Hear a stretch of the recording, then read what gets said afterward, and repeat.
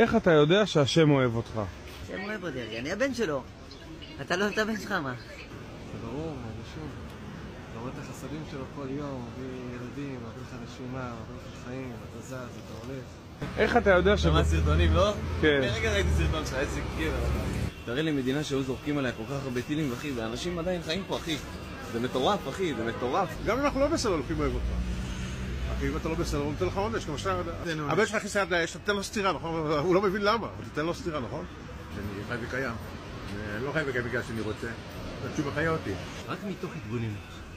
אם אני אתבונן על הבריאה, עליי, וממש, אז אני אגלה שהקדוש ברוך הוא אוהב אותי, אין שום ספק. אני חי, אני נושא, אני חי, יש לי שיניים.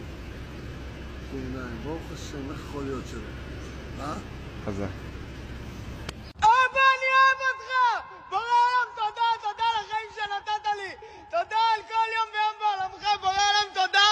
תודה על המשפחה שלי, תודה על החיים שלי, תודה על החברים שלי, אני אוהב אותך, אבא שבשמיים! אני אוהב אותך, בורא עולם!